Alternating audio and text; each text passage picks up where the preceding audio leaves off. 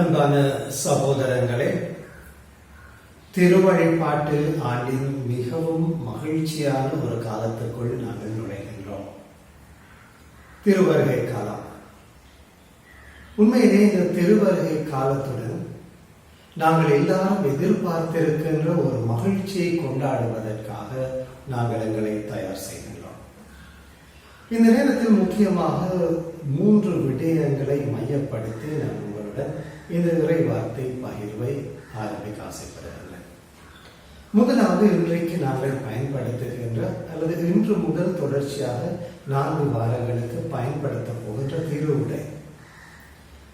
இரண்டாவதாக, இந்த நாட்களிலே முக்கியமாக ஞாயிற்றுக்கிழமைகளில் நாங்கள் மெழுகுதிரியை ஏற்றி எங்களுடைய திரு வழிபாட்டை ஆரம்பிப்போம். மூன்றாவதாக, இந்த நாட்களில் நாங்கள் கேட்கப் போகின்ற இறை வார்த்தைகளினுடைய மைய கருத்து என்ன என்பதையும் நாங்கள் பார்ப்போம். முதலாவதாக, இன்றையிலிருந்து இனி தொடர்ந்து வருகின்ற ஒரு சில நாட்களுக்கு நாங்கள் ஊதா நிற ஆடையை பயன்படுத்த போகின்றோம். பலர் நினைப்பார்கள் இந்த ஊதா ஆடையானது ஒரு துன்பத்தின் அடையாளம் அப்படி என்று நினைப்பார்கள். ஆனால் உண்மையிலேயே இந்த ஊதாவின் நினைவூட்டுதல் துன்பம் அல்ல. மாறாக இந்த ஊதாவினுடைய நினைவூட்டுதல் எதிர்பார்ப்பு, நம்பிக்கை, மகிழ்ச்சி, அமைதி, புதிய ஒரு வாழ்வு, இதைத்தான் இந்த ஊதா நிறம் எங்களுக்கு நினைவூட்டுகின்றது. இந்த நாட்களிலே எங்களுடைய நம்பிக்கை வளர வேண்டும். இந்த நாட்களிலே நாங்கள் சொல்லுகின்ற ஜெபங்கள், ஒப்புக் கொடுக்கின்ற வழிபாடுகள், இவை அனைத்தும் எங்களுடைய உள்ளத்திலே ஒரு நம்பிக்கையை உருவாக்க வேண்டும். அதே நேரத்தில் இந்த நாட்களிலே நாங்கள் எதை சிந்திக்கப் போகின்றோம் என்றால், ஆண்டவர் எங்களை கைவிட மாட்டார். என்னுடைய துன்ப சூழ்நிலைகளில் ஆண்டவர் என்னுடன் இருக்கின்றார். நான் எந்த நிலையில் வாழ்ந்தாலும் நான் நம்புகின்ற ஆண்டவர் என்னை ஒருபொழுதும் கைவிட மாட்டார் என்கின்ற நம்பிக்கை எங்களிலே உருவாக்க வேண்டும். இந்த நம்பிக்கை எங்கள் வாழ்க்கையிலே எதை எங்களுக்கு கொண்டு வந்து தரும் என்று சொன்னால், மகிழ்ச்சியையும் அமைதியையும் கொண்டு வந்து தரும். இந்த ஊதா நிறத்தினுடைய அடையாளங்கள் இவைதான். நம்பிக்கை இருக்க வேண்டும், எதிர்பார்ப்பு இருக்க வேண்டும், அதாவது விசுவாசம் இருக்க வேண்டும். இவை 2 எங்களிலே ஒரு மகிழ்ச்சியை உருவாக்கும். இவை எல்லாம் ஒன்றாக சேர்ந்து எங்களுக்கு வாழ்வில் திருப்தியை, அமைதியை கொண்டு வந்து தரும். இது முதலாவது செய்தி. இந்த செய்தியுடன் இப்பொழுது நாங்கள் இந்த நாட்களில் பயன்படுத்த போகின்ற திருவருகை காலத்தின் மெழுகுதிரியை பற்றி கொஞ்சம் பார்ப்போம். நாங்கள் இந்த நாட்களிலே 4 மெழுகுதிரிகளை ஏற்றி எங்களுடைய ஞாயிறு வழிபாடுகளை ஆரம்பிப்போம். வழமையாக இந்த 4 திரிகளும் ஊதா நிறத்தில் இருக்கும். அல்லது சில இடங்களிலே 4 திரிகளில் 3 ஊதா நிறத்திலும் 4வது ரோஸ் நிறத்திலும் இருக்கும். இன்னும் ஒரு சில ஆலயங்களிலே, கலாச்சார பின்னணியிலே 5 மெழுகுதிரிகளை வைப்பார்கள். 3 ஊதா, ஒரு ரோஸ், அல்லது 4 ஊதாக்களுடன் சேர்த்து ஒரு வெள்ளை திரியையும் பெற்றுள்ளார்கள். இந்த 4 திரிகளும் எதை எங்களுக்கு நினைவூட்டுகின்றது என்றால், முதலாவதாக ஹோப், எதிர்பார்ப்பு. எங்களிலே ஒரு எதிர்பார்ப்பை உருவாக்குவது முதல் ஞாயிறு. இரண்டாவது ஞாயிறு எங்களிலே விசுவாசத்தை உருவாக்குகின்றது, நம்பிக்கையை உருவாக்குகின்றது. நாங்கள் நம்பிக்கையின் மக்கள், நாங்கள் எல்லாருமே விசுவாசிகள். அந்த விசுவாசிகள் என்கின்ற உண்மையை எங்களுக்கு நினைவூட்டி விசுவாசத்தை எங்களிலே அதிகப்படுத்துகின்றது. மூன்றாவதாக நாங்கள் பார்ப்போம், கௌதத்தே சண்டே என்று சொல்லுவார்கள், மகிழ்ச்சியின் ஞாயிறு. அந்த மகிழ்ச்சியின் ஞாயிறு எங்களுக்கு எதை நினைவூட்டுகின்றதா என்றால், நாங்கள் எல்லாரும் மகிழ்ச்சியின் மக்களாக இருக்க வேண்டும். கிறிஸ்தவர்கள் கவலையில் வாழுகின்றவர்கள் அல்ல, கிறிஸ்தவர்கள் மகிழ்ச்சியில் வாழுகின்றவர்கள். ஏனென்றால் முதல் ஞாயிறும் இரண்டாவது ஞாயிறும் எங்களுக்கு நினைவூட்டுகின்ற எதிர்பார்ப்பு, நம்பிக்கை, இவற்றால் வாழுகின்றோம். அவற்றை உருவாக்குகின்றவர் நம்முடைய ஆண்டவர் இயேசு. ஆகவே நாங்கள் மகிழ்ச்சியின் மக்கள். நான்காவது ஞாயிறு அமைதியை நினைவூட்டும். நாங்கள் அமைதியின் மக்கள், அமைதியின் அரசரை அனுபவிக்கின்றவர்கள், அந்த அமைதியை நாங்கள் வாழுகின்றவர்கள், அந்த அமைதியினால் இந்த உலகத்தை நிரப்புகின்றவர்கள். நான்காவது ஞாயிறு நினைவூட்டும். ஆக முதல் ஞாயிறுகளில் 4 ஞாயிறுகளிலும் நாங்கள் ஏற்றுகின்ற இந்த 4 மெழுகுதிரிகளும் இவற்றை எங்களுக்கு நினைவூட்டுகின்றன. 5வது வெள்ளை மெழுகுதிரி பல இடங்களில் ஏற்ற மாட்டார்கள், ஆனால் சில இடங்களிலே அதையும் பயன்படுத்துவார்கள். இது ஆண்டவர் இயேசு உலகின் ஒளி எங்கள் மத்தியிலே பிறந்து விட்டார் என்கின்ற மகிழ்ச்சியில் இந்த உலகின் இருள் அழிந்தது, ஒளி உதயமாகியது என்பதை நினைவூட்டுகின்றோம். அன்பான சகோதரர்களே, ஆக இந்த மெழுகுதிரியினுடைய செய்தி இதுதான். நாங்கள் எதிர்பார்க்கின்றவர்கள், நாங்கள் விசுவாசிகள், மகிழ்ச்சியில் வாழுகின்றவர்கள். இவற்றின் காரணமாக அமைதியின் மக்கள். அந்த அமைதியை அனுபவித்து அந்த அமைதியினால் இந்த உலகை நாங்கள் நிரப்புகின்றோம். கடைசியாக ஆண்டவர் இயேசு என்னும் ஒளி எங்கள் மத்தியிலே பிறந்தது, இருள் அழிந்தது. அந்த ஒளியின் சாட்சிகள் மட்டுமல்ல, அந்த ஒளியை அனுபவித்தவர்கள், அந்த ஒளியினால் இந்த உலகத்தை நாம் நிரப்புகின்றோம் என்பதை நினைவூட்டுகிறோம். மூன்றாவது, இன்று நாங்கள் வாசிக்கின்ற இறை வார்த்தைகள் 3ஐயும் நாங்கள் பார்த்தாலும், இனி வருகின்ற நாட்களில் நாங்கள் பயன்படுத்த போகின்ற இறை வார்த்தைகளை பார்த்தாலும், இந்த இறை வார்த்தைகள் எல்லாவற்றினுடைய மைய கருத்து என்னவென்றால், விழிப்பாக இருங்கள், ஆயத்தமாக இருங்கள். ஏனென்றால் ஏதோ ஒரு நல்லது நடக்கப் போகின்றது. இந்த உலகின் மீட்பராம் இயேசு கிறிஸ்து எங்கள் மத்தியிலே பிறக்கப் போகின்றார். ஒரு குழந்தையாக வரப்போகின்றார். எல்லாருமே நெருங்கக்கூடிய ஒரு குழந்தையாக அவர் வருகின்றார். அவர் அரசன் தான், ஆனால் குழந்தையாக வருகின்றார். அவர் கடவுள் தான், ஆனால் எல்லாரும் நெருங்கக்கூடிய முறையிலே ஒரு குழந்தையாக எங்கள் எல்லாராலும் அனுபவிக்கக்கூடிய அந்த மகிழ்ச்சியை தரக்கூடிய ஒரு பாலகனாக எங்கள் மத்தியிலே வரப்போகின்றார். இப்பொழுது இன்றைய முதல் ஞாயிறின் கருத்தை கொஞ்சம் நான் உங்களுடன் பகிர்ந்து கொள்கின்றேன். இன்றைய இறை வார்த்தைகள் என்ன சொல்லுகின்றது என்றால், விழிப்பாக இருங்கள். கண்ணை திறந்து கொண்டு இருப்பது மட்டுமல்ல, இந்த விழிப்பிலே ஒரு ஆயத்தம் இருக்கின்றது. இந்த விழிப்பிலே ஒரு ஈடுபாடு இருக்கின்றது. உயிர் துடிப்புள்ள விழிப்பை ஆண்டவர் இயேசு இன்றைக்கு உங்களிடமிருந்தும் என்னிடமிருந்தும் எதிர்பார்க்கின்றார். ஆனால் இறைவார்த்தைகளை எல்லாம் பார்க்கின்ற பொழுது பல நேரங்களிலே தவறான ஒரு சிந்தனை வந்துவிடலாம். ஏனென்றால் இன்றைய இறைவார்த்தைகள் எல்லாம் இனி நாங்கள் 16ஆம் தேதி வரை வாசிக்கப் போகின்ற இறைவார்த்தைகளை எல்லாம் பார்த்தீர்கள் என்றால், ஆண்டவருடைய 2வது வருகையை பற்றி பேசுகிறேன். அந்த 2வது வருகை பல நேரங்களிலே ஒரு பயத்தை உருவாக்குகின்ற ஒரு செய்தியாக அமைந்திருக்கும். ஆண்டவர் வரப்போகின்றார், தீர்ப்பிடுகின்றவராக வரப்போகின்றார், எங்களை பிரித்து வைப்பார், தவறாக அல்லது தகுதியற்ற வாழ்க்கை வாழ்ந்தவர்கள் தண்டிக்கப்படுவார்கள், பயங்கரமானதாக இருக்கும். இப்படியான செய்திகள் எல்லாம் வந்து கொண்டிருக்கும். ஆனால் நிச்சயமாக இதுகளை பயமுறுத்துகின்ற செய்திகள் அல்ல, மாறாக நாங்கள் அனைவரும் ஆயத்தமாக இருக்க வேண்டும் என்று எங்களுக்கு அன்பின் அழைப்பை விடுக்கின்ற, நம்பிக்கையின் செய்தியை தருகின்ற அழைப்புகளாக இருக்க போகின்றன. நாங்கள் எங்களுடைய கடந்த கால சரித்திரத்தை கொஞ்சம் படித்து பார்த்தாலும், நான் பெயர்களை பயன்படுத்த விரும்பவில்லை. கடந்த நூற்றாண்டிலும் சரி, இந்த நூற்றாண்டிலும் சரி, பல ஆன்மீக தலைவர்கள் தங்களை ஆன்மீக தலைவர்களாக இந்த உலகத்திற்கு காட்டியவர்கள் தங்களை பின்பற்றுகின்றவர்களை எப்படி வழி நடத்தினார்கள் என்பதை கொஞ்சம் சிந்தித்து பார்ப்போம்.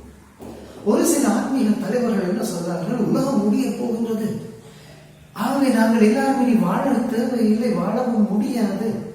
ஏனென்றால் அழிவு திடீரென்று வரப்போகின்றது. வாருங்கள் நாங்கள் எல்லாரும் மரணித்து விடுவோம். 78ஆம் ஆண்டில் அப்படி ஒன்று நடந்தது. 84ஆம் ஆண்டில் அப்படி ஒன்று நடந்தது. 99வது ஆண்டிலே அப்படி ஒன்று நடந்தது. 2000வது ஆண்டு ஆரம்பிக்க போகின்ற பொழுதும் இப்படியாக செய்திகளை பரப்பிய பல ஆன்மீக தலைவர்களை பார்க்கிறோம்.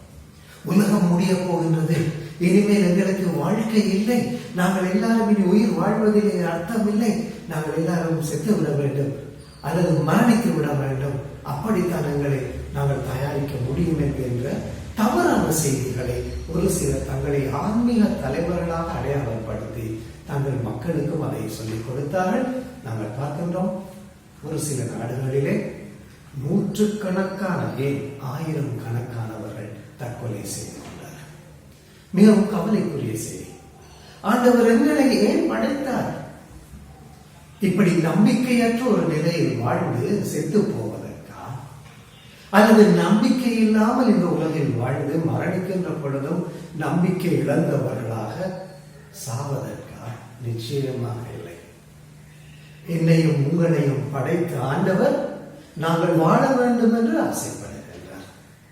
இவ்வுலகில் மட்டுமல்ல, இவ்வுலக வாழ்க்கையில் முழுமையை அனுபவித்துக் கொண்ட இந்த உலக வாழ்க்கையிலே சந்தோஷத்தை, நம்பிக்கையை, அமைதியை அனுபவித்துக் கொண்டு நாங்கள் மறு உலகிற்கு வர வேண்டும், அவருடைய மாட்சிமையில் பங்கு கொள்ள வேண்டும் என்றுதான் ஆண்டவர் விரும்புகின்றார். ஆகவே நாங்கள் வாழ்கின்ற பொழுது மகிழ்ச்சியுடன் வாழ வேண்டும், நம்பிக்கையுடன் வாழ வேண்டும், எதிர்பார்ப்புடன் வாழ வேண்டும். இவற்றின் வழியாக நாங்கள் எல்லோரும் மன நிறைவுடன் அமைதியுடன் வாழ வேண்டும், மற்றவர்களை வாழ வைக்க வேண்டும். ஆக இயேசுவினுடைய எதிர்பார்ப்பு, திருச்சபை எங்களுக்கு தருகின்ற ஆண்டவர் இயேசுவினுடைய எதிர்பார்ப்பு நிச்சயமாக துன்பத்தின் எதிர்பார்ப்பு அல்ல, வெறுப்பின் எதிர்பார்ப்பு அல்ல, நம்பிக்கையற்ற ஒரு நிலை அல்ல, மாறாக மகிழ்ச்சியின் ஒரு நிலையை தான் ஆண்டவர் இயேசு எதிர்பார்க்கின்றார். உதாரணமாக 2 பேரை நினைவூட்ட விரும்புகின்றேன். லூதர், அதே போன்று வெஸ்லி. இவர்கள் இருவரிடமும் பலர் கேள்வி கேட்பார்கள். உலகம் முடிய போகுது என்று சொன்னால் நீங்கள் என்ன செய்வீர்கள்? அப்பொழுது அவர்கள் இருவரும் சொல்லுவார்கள், நான் என்ன செய்து கொண்டிருக்கின்றேனோ அதை செய்வேன். காலையில் இருந்து இரவு வரையிலும் எனக்கு இருக்கின்ற கடமைகளை நான் செய்வேன், அவற்றை நிறுத்தாமல் செய்வேன், முழு ஈடுபாட்டுடன் நான் அவற்றை செய்வேன் என்று சொல்லுகின்றார். அதே போன்றுதான் சொல்லுவார்கள், ஒரு உழவரிடம் ஒருவர் போய் கேட்டானாம், உலகம் அழிகின்றது என்று எல்லோரும் பேசிக் கொள்ளுகின்றார்களே, நீ ஏன் இங்கே உழவு தொழிலை செய்து கொண்டிருக்கின்றாய் என்று கேட்ட பொழுது அவர் சொல்லுவானாம், உலகம் அழிகின்றது, அழியட்டும், அது அழியும் வரையிலும் நான் நம்பிக்கையுடனும் ஈடுபாட்டுடனும் உழைத்துக் கொண்டே இருப்பேன் என்று சொல்லுவார். இப்படித்தான் நாங்கள் வாழ வேண்டும் அன்பான சகோதரர்கள். மற்ற இந்த நாட்களிலே இறை வார்த்தைகள் எல்லாம் தயாராகுங்கள் என்று சொல்லுகின்ற பொழுது நம்பிக்கை இல்லாமல் தயாராகுங்கள் என்று சொல்லவில்லை.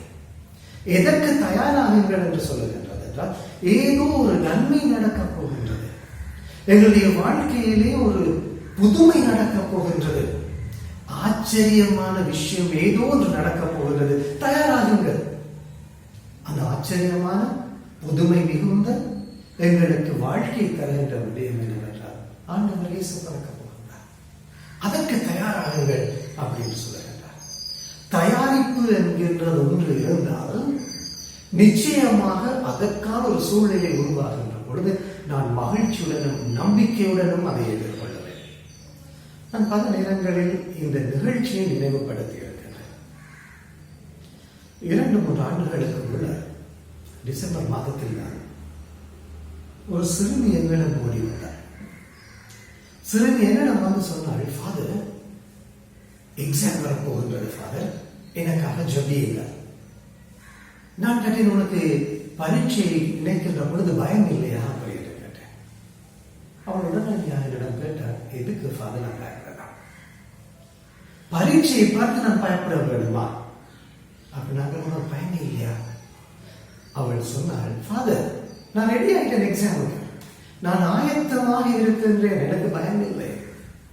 இந்த பரீட்சைக்கு முகம் கொடுப்பதனால் நான் அடுத்த வகுப்புக்கு போக நான் ஒரு படி மேலே போக முடியும். ஆகவே என் வாழ்க்கையில வளர்ச்சி தானே இருக்கின்றது. இரண்டாவதாக, நான் என்னை நிரூபிக்க முடியும். நான் உண்மையிலே படிக்கின்றவள், நான் உண்மையிலேயே ஒரு திறமைசாலி, புத்திசாலி என்பதை நிரூபிக்க இது ஒரு சந்தர்ப்பம். ஆகவே நான் பரீட்சையை பார்த்து பயப்படவில்லை ஃபாதர் அப்படின்னு சொன்னார். இதுதான் ஆயத்தத்தினுடைய வெளிப்பாடு. அதே காலத்திலே ஒரு சில மறையாசிரியர்கள் என்னிடம் வந்தார்கள். மறையாசிரியர்கள் கேட்டார்கள், ஃபாதர், இந்த வருஷம் நடக்கின்ற பரீட்சையை கொஞ்சம் காலம் தாழ்த்த முடியாதா? ஏனென்றால் பயமாக இருக்கின்றது, நாங்கள் இன்னும் எங்களை தயாரிக்கவில்லை அப்படின்னு சொன்னார். தயாரிப்பு இல்லாதவர்களுக்கு பயம்தான் வரும். தயாரிப்பு இல்லை என்றால் நம்பிக்கை வராது. தயாரிப்பு இல்லை என்றால் என்னை நிரூபித்து காட்ட முடியும் என்கின்ற மனம் யாருக்கும் வராது. அதனால் தான் ஆண்டவர் இயேசு சொல்லுகின்றார், பயப்படாதீர்கள், தடுமாறாதீர்கள், ஆயத்தமாகிறீர்கள், விழிப்புள்ளவர்களாக இருங்கள். உயிர் துடிப்புள்ள ஒரு விழிப்பு எங்கள் எல்லாரிலும் இருக்க வேண்டும். எங்களை நாங்கள் தயாரிப்போம். ஆண்டவர் இயேசுவை எங்கள் மத்தியில் ஏற்றுக்கொள்ளுவதற்காக எங்களை நாங்கள் தயாரிப்போம். திருச்சபை இந்த நாட்களிலே எங்களிடம் எதிர்பார்க்கின்ற முதலாவது தயாரிப்பு என்ன தெரியுமா? நம்பிக்கை. இந்த நாட்களிலே கொரோனா வைரஸின் காரணமாக வாழ்க்கையில் நம்பிக்கை இழந்தவர்களாக நாங்கள் வாழுகின்றோம். சரித்திரத்தின் ஆண்டவர், ஆச்சரியங்களின் ஆண்டவர், வல்லமையின் ஆண்டவர் எங்களுடன் இருக்கின்றார், எங்களை வழி நடத்துகின்றார் என்பது உண்மை என்றால் அந்த ஆண்டவருடைய வல்லமை மீது நம்பிக்கை கொண்டவர்களாக நாங்கள் வாழ வேண்டும். இந்த நாட்களிலே எனக்கு மட்டும் அந்த நம்பிக்கையை உருவாக்குவது போதாது, மற்றவர்களிலும் அந்த நம்பிக்கையை உருவாக்க வேண்டாம். நம்பிக்கை இழந்து விடாதே. என்னையும் உன்னையும் படைத்த ஆண்டவர், எங்களை பராமரிக்கின்ற ஆண்டவர் எங்களை கைவிட மாட்டார் என்கின்ற நம்பிக்கையை நாங்கள் உருவாக்க வேண்டும். குருவிக்கும் பறவைகளுக்கும் வாழ்வு கொடுக்கின்ற ஆண்டவர், மீனுக்கும் மிருகத்திற்கும் படி அளக்கின்ற ஆண்டவர், அவருடைய சாயலிலே படைக்கப்பட்ட உங்களையும் என்னையும் இலகுவிலே மறந்து விடுவாரா? அந்த ஆண்டவரினால் என்னை தான் மறந்து விட முடியுமா? ஆண்டவர் சொல்லுகின்றார், பெற்ற தாய் உன்னை மறந்தாலும் நான் உன்னை மறக்க மாட்டேன். உன்னுடைய பேரை என்னுடைய கைகளிலே எழுதி வைத்திருக்கின்றேன், நான் உன்னை மறக்க மாட்டேன். என்னை நம்பு. அந்த நம்பிக்கையில் நாங்கள் எல்லோரும் வாழ வேண்டும். அதே போன்று விசுவாசத்திலும் நாங்கள் வாழ வேண்டும். ஆண்டவர் மீது இருக்கின்ற நம்பிக்கை, விசுவாசம் அசைக்க முடியாத உறுதியான ஒரு விசுவாசமாக இருக்க வேண்டும். அன்பான பெற்றோர்களே, உங்கள் குழந்தைகளிலே இந்த நம்பிக்கையை, விசுவாசத்தை உருவாக்குங்கள். இந்த நாட்களிலே ஆண்டவர் இயேசுவினுடைய பிறப்பு, அவருடைய வருகை எங்கள் மத்தியிலே மாற்றத்தை உருவாக்கும் என்பதை நம்புங்கள். ஆண்டவர் இயேசுவினுடைய வருகையானது எங்களுக்கு அழிவை தருகின்ற ஒரு வருகை அல்ல. ஆண்டவர் இயேசுவினுடைய இரண்டாவது வருகை எப்படி முதலாவது வருகையின் மூலமாக மக்களுக்கு மகிழ்ச்சியை கொடுத்ததோ அதே போன்று நிச்சயமாக எங்களுக்கு மகிழ்ச்சியை தரும், நம்பிக்கையை தரும். அந்த நம்பிக்கையினால் வாழ்வின் நிறைவை எங்களுக்கு தரும் என்பதை நாங்கள் நம்புவோம். இன்றைய இறைவார்த்தைகள் என்று சொல்வது அதுதான். விழிப்பாக இருங்கள், ஆயத்தமாக இருங்கள், நம்பிக்கையுடன் இருங்கள். இவை அனைத்தும் உருவாகுவதற்கு ஜெபித்து வாழுங்கள், மகிழ்ந்திருங்கள், பகிர்ந்து வாழுங்கள், உபவாசத்தில் வாழுங்கள் என்று எங்களுக்கு அழைப்பு விடுக்கின்றது. இந்த அழைப்பை ஏற்று நாங்களும் இந்த திருவருகை காலத்தை மகிழ்ச்சியுடனும் நம்பிக்கையுடனும் ஆரம்பிப்போம். நம்பிக்கையுடன் ஆரம்பிக்கப்படுகின்ற வாழ்க்கை ஒரு நாளும் எங்களை கைவிடாது. அந்த நம்பிக்கையை எங்களிலே உருவாக்குகின்ற இயேசு உங்களுக்கு வாழ்வில் நிறைவை தருவார், என் வாழ்க்கையிலும் நிறைவை தருவார். இந்த நம்பிக்கையுடன் திருவருகை காலத்தை ஆரம்பிப்போம். ஒருவருக்காக ஜெபிப்போம்.